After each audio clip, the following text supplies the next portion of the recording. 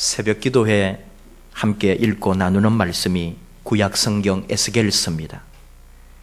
더 깊은 말씀들을 나누면 좋겠지만 한 장씩 읽어 나가기 때문에 하나하나 세밀하게 볼 수는 없어도 우리가 새벽마다 성경 한 장씩 하나님의 은혜를 나눕니다.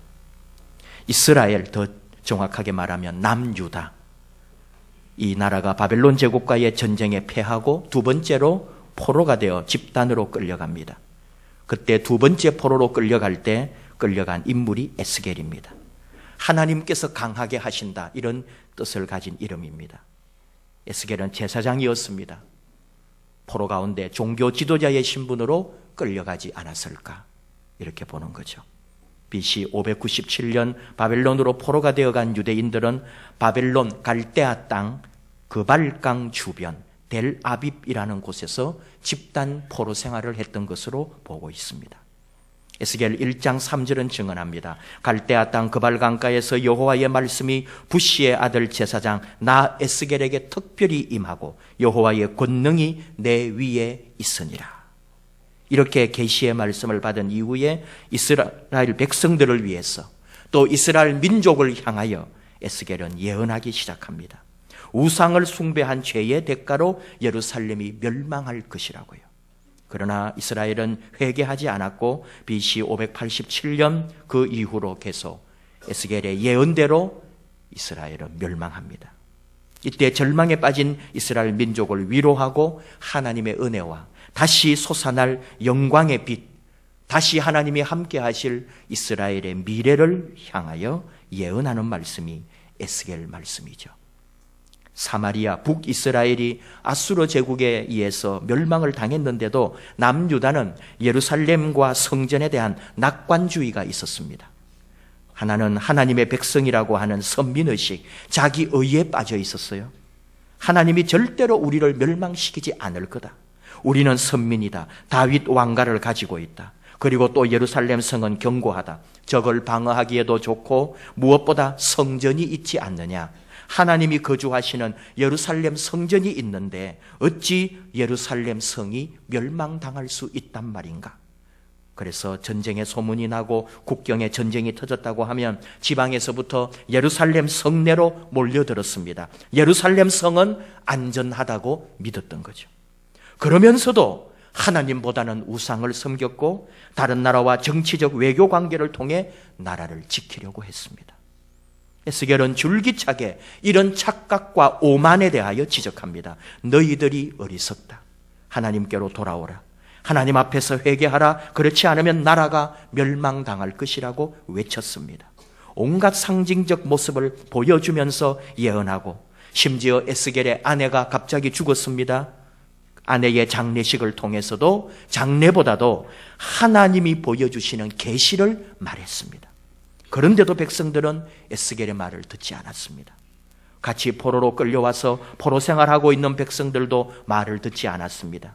또한 예루살렘에 남겨져 있는 사람들이 있어요. 이들도 말을 듣지 않습니다.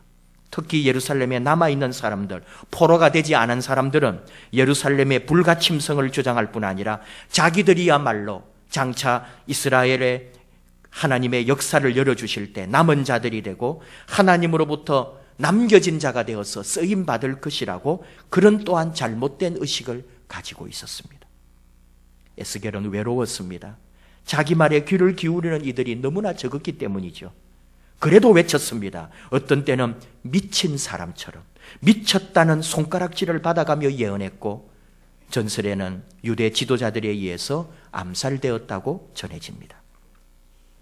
에스겔서는 이스라엘 예언과 묵시 문학의 포로 전과 포로 이후를 구별하는 중심이 되고 특별히 구약 성경의 계시록이라고 할 수 있습니다. 신약 성경에 요한 계시록이 있다면 이 요한 계시록이 에스겔서의 영향을 많이 받았다고 학자들은 보고 있죠. 에스겔이 없으면 요한 계시록도 없다고 할 정도로 밀접한 관계를 가지고 있습니다. 이렇게 에스겔 또는 에스겔서가 중요한 자리를 차지하고 있다는 말입니다. 에스겔을 오늘 주신 시편의 말씀 한 절을 이용해서 표현하자면 울며 씨를 뿌리러 나가는 자의 사명을 감당했던 사람, 그 기록, 이것이 바로 에스겔이고 에스겔서입니다. 에스겔 자신이 그 곡식단까지 다 거두었다고 느꼈는지는 모르겠습니다. 그러나 지금 우리가 볼 때는 에스겔이 뿌린 눈물의 씨는 열매가 되었고 곡식단이 되어 쌓여 있다고 봅니다.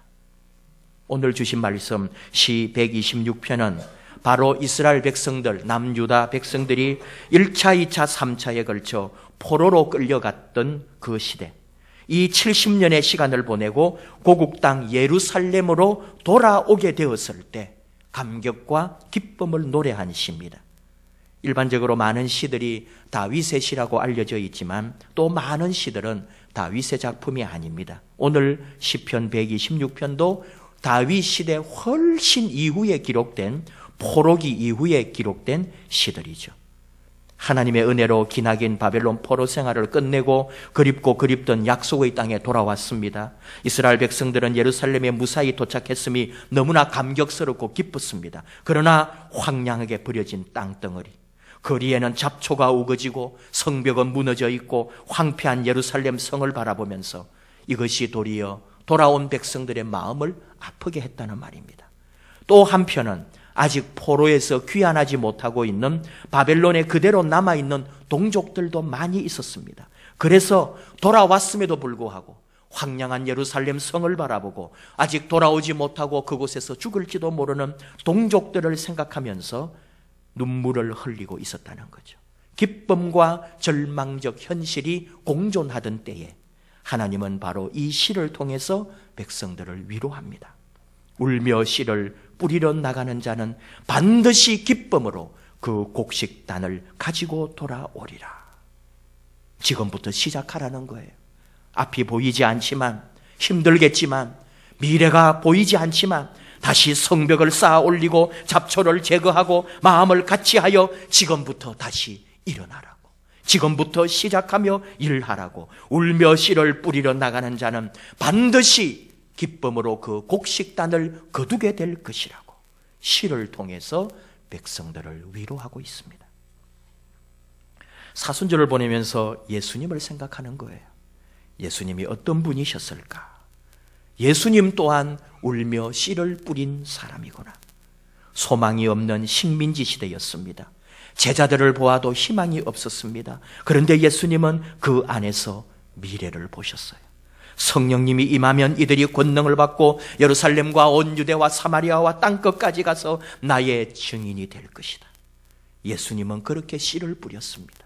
울면서 눈물로 기도하면서 겟세마네 동산에 엎드려서 피땀을 흘리면서 복음의 씨를 뿌리고 말씀의 씨를 뿌렸습니다. 그리고 열매를 맺었습니다. 오늘 우리를 돌아봅니다. 제자들은 그래도 예수님과 함께 생활했잖아요. 우리는 뭡니까? 우리는 예수님을 만나지도 못했고 예수님 손안에 있지도 않았습니다. 그런데 예수님은 무엇을 보셨을까요? 우리 안에서. 우리가 뭐라고? 그런데 예수님은 우리를 보았습니다.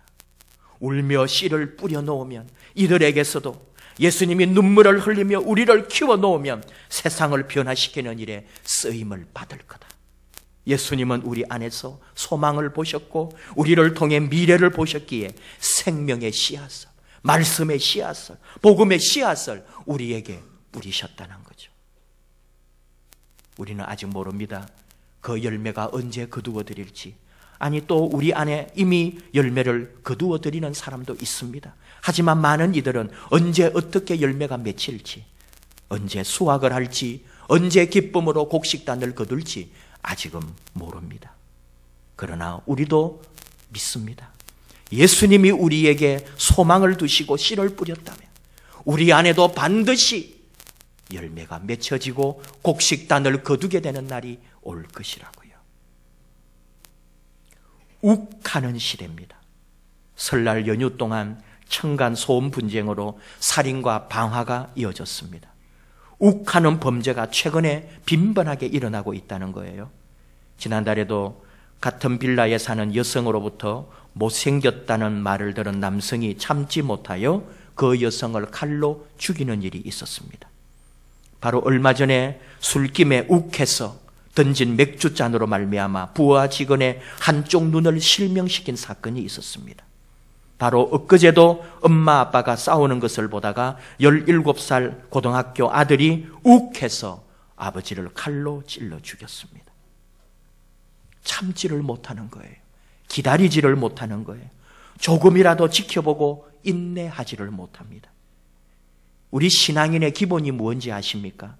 하나님은 나를 기다려 주신다. 이 믿음입니다. 예수님이 나를 오래오래 참아주고 계시다. 이것이 우리의 믿음입니다. 나는 나를 참지 못하고, 나는 다른 사람을 참지 못하고, 심지어 나는 하나님을 기다리지 못하고, 예수님을 참지 못하고, 빨리 해주지 않는다고, 빨리 일어나지 않는다고, 빨리 기적이 없다고 원망하지만, 우리 하나님은 나를 오랫동안 지켜보시며 기다리시며 나의 연약함을, 나의 부족함을 참고 기다리시는 하나님. 이것이 우리의 믿음입니다. 여러분, 우리 기다려야 돼요. 인내해야 돼요.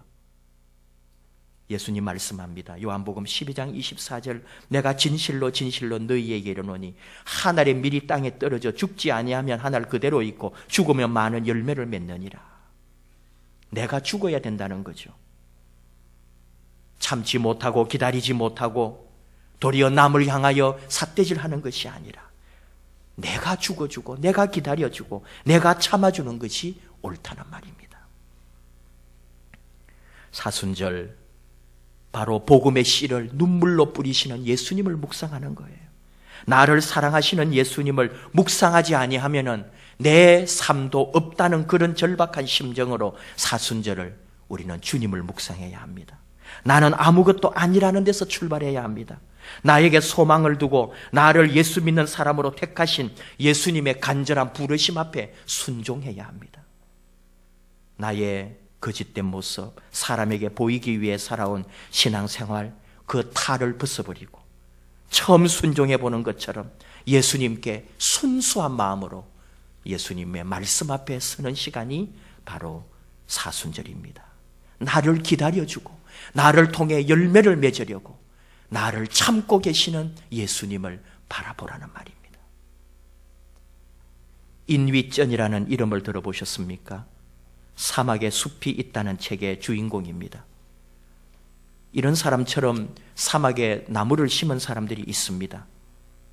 그래서 그저 그런 책인가 하고 지나갈 수도 있지만 중국 네이멍구 마오소 사막에 나무를 심고 숲을 이룬 여자, 해마다 봄이 되면 우리나라까지 날아오는 황사가 있습니다. 바로 그 진원지에 시집을 가서 살아남기 위해 나무를 심었습니다.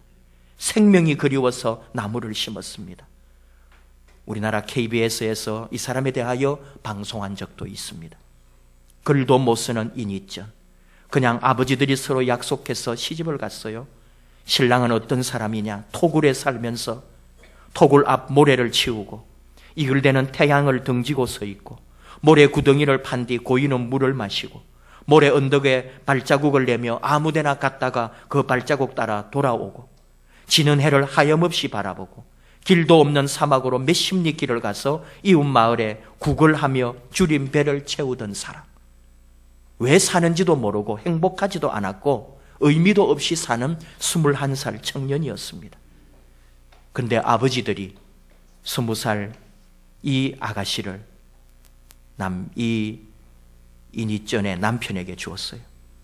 아버지 노새 수레를 타고 사막에 던져졌습니다. 20살의 인위전이 그 사막 한가운데 울면서 아버지께 매달릴 때 아버지가 남긴 말은, 얘야, 이제 여기가 너의 집이다. 네 신랑이 너를 맞이하러 올 거야. 라는 한마디만 남기고 아버지는 떠났습니다. 하염없이 우는 신부에게 신랑이 말했습니다. 제발 울지 말아요.